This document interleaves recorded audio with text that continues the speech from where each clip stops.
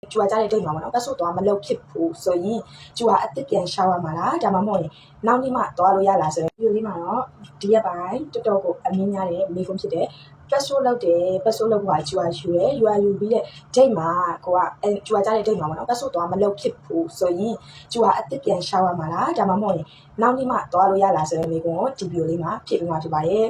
တကယ်လို့သိပြီးသားလူတွေဆိုရင်တော့ကြောက်သားပေးပါနော်မသိသေးတဲ့လူတွေဆိုရင်တော့အဆုံးထိကြည့်ပေးဖို့တိုက်တွန်းချင်ပါတယ်ရှင်တော်တော်များများကပေါ့နော်ဒီရက်ထဲအမေကိုအမိများနေလို့ဗီဒီယိုလေးလုပ်ပေးလိုက်ခြင်းဖြစ်ပါတယ်ကိုကဥပမာပေါ့ပတ်ဆို့ရုံသွားပြီးတော့ပတ်ဆို့သွားလောက်ရမယ်နေထိကြထားတဲ့နေကိုကိုကအကြောင်းအမျိုးမျိုးကြောင့်အလုံးအားတာလည်းပဲဖြစ်စေကိုရဲ့အကြောင်းမျိုးမျိုးတော့ကြောင့်ကိစ္စကြောင့်ဒီနေ့မသွားဖြစ်ခဲ့ဘူးဆိုရင်နောက်နေ့သွားလို့ရလားဒါမှမဟုတ်ရင်ကျူကအစ်စ်ပြန်ယူရမလားဆိုရင်ကျူကအစ်စ်လုံးဝယူစရာမလိုပါဘူးနောက်နေ့သွားလို့ရပါတယ်ဘယ်နှစ်ရက်အတွင်းအကျုံးဝင်လာလဲဆိုရင်တော့ရန်ကုန်ဆိုရင်တော့၄ပတ်တစ်လအတွင်းအကျုံးဝင်ပါတယ်နေရုံဆိုရင်တော့2ပတ်အတွင်းသွားလို့ရပါတယ်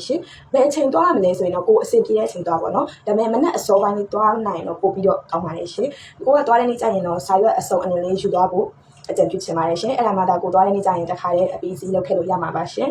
ဒီဗီဒီယိုလေးကိုကြည့်ပြီးတော့အကျုံးချစ်စုံတရားရှိမယ်ဆိုရင် like and follow လုပ်လိုက်ပါပေးဖို့မမေ့နဲ့နော်နောက်ပိုင်းကျရင်လည်းအခုလိုပဲ personal နဲ့ပတ်သက်ပြီးတော့လိုအပ်တဲ့ဗီဒီယိုလေးတွေသင်သွားပေးပါမယ်ရှင်ကျေးဇူးတင်ပါတယ်